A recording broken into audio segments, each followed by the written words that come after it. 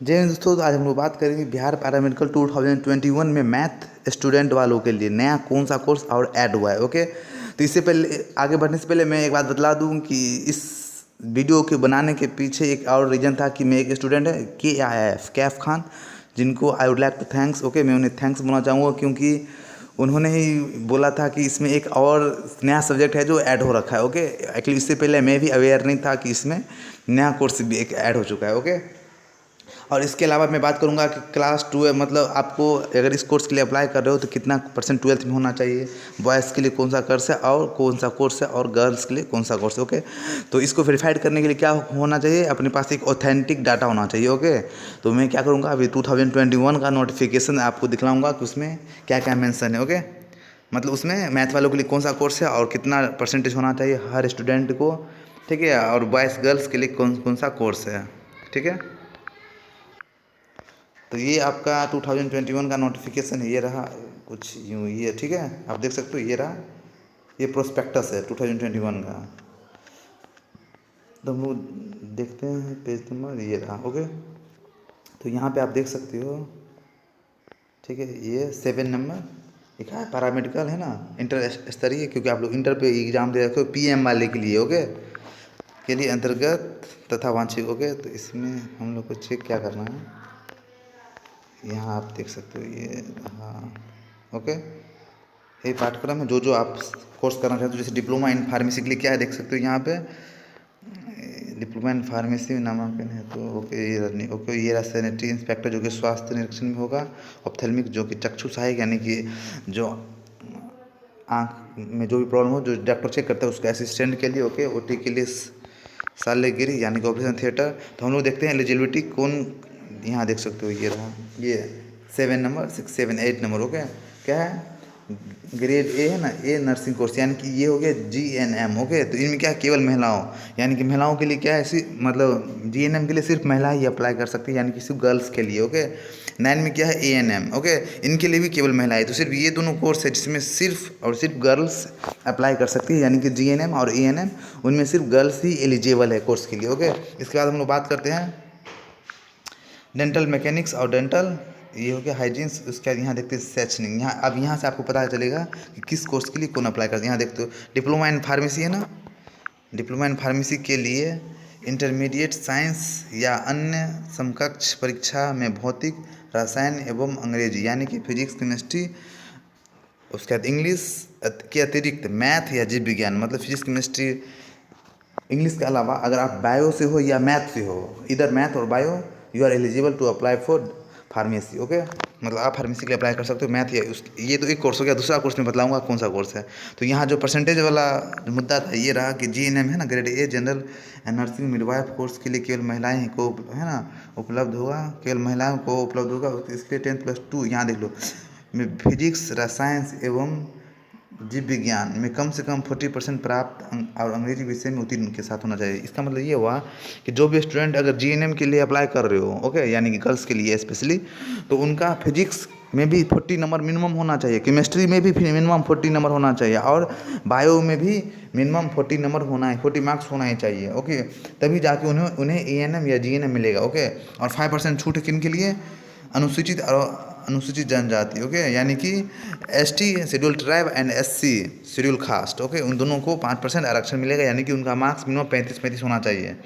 और यहाँ भी देख सकते हो आप सेकेंड नंबर में, जिन अभ्यर्थियों ने इंटरमीडिएट वैसे कोर्स है ना, nursing course nursing counselling of India द्वारा मान्यता प्राप्त की संस्था से इतना उत्तीर्ण किया हो, वो भी ANM का कोर्स कोर्स में नामांकन योग्य होंगे। ये कोई कोर्स है, मेरे को खुद नहीं आइडिया। ओके, तो यहाँ नीचे देखते हैं यार, अगर आप ANM में भी अप्लाई करना चाहते हो तो उनके लिए भी मिनिमम 40% रिक्वायर्ड यहाँ पढ़ सकते हो आप। ओके, तो उसके बाद ये रहा, देखो ANM में नर्सिंग रेंज +2 ये हो गया 40%। यहाँ देख सकते हो शेष, यहाँ ये हम लोग को कुछ पढ़ना मतलब ज़्यादा एसेंशियल है।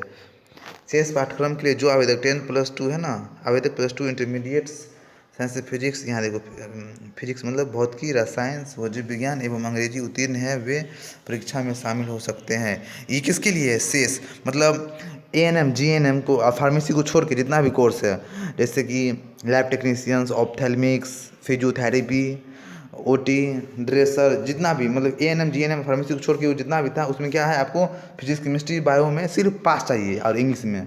ओके, उसके यहाँ ये रहा मेन मुद्दा। ऑप्थेल्मिक है ना, ऑप्थेल्मिक सहायक पाठ्यक्रम के लिए इंटरमीडिएट विज्ञान अथवा समकक्ष में भौतिक विज्ञान, रसायन, जीव विज्ञान या गणित। ये देखो यहाँ रहा ये गणित, ठीक है। यानी कि ऑप्थेल्मिक के लिए आप गणित वाला भी अप्लाई कर सकता है। यहाँ देख सकते हो, यहाँ आपको यहाँ से पढ़ना है। ओके, ये यहाँ से यहाँ तक, ठीक है। यहाँ देख सकते हो ऑप्थेल्मिक सहायक पाठ्यक्रम के लिए इंटरमीडिएट विज्ञान अथवा समकक्ष में भौतिक विज्ञान, रासायनिक विज्ञान, जीव विज्ञान या है गणित और अंग्रेजी विषय के साथ उत्तीर्ण होना चाहिए। यानी कि ऑप्थेल्मिक अब एक नया कोर्स कौन सा ऐड हो गया है, वो ऑप्थेल्मिक है। ओके, ऑप्थेल्मिक में आप लोग क्या करोगे, आप मतलब ऑप्थेल्मिक बायो के अलावा मैथ वाले को भी मिलेगा, तो यही एक नया था। ओके, उसके बाद डेंटल को भी देख ले, डेंटल में भी कुछ नया है।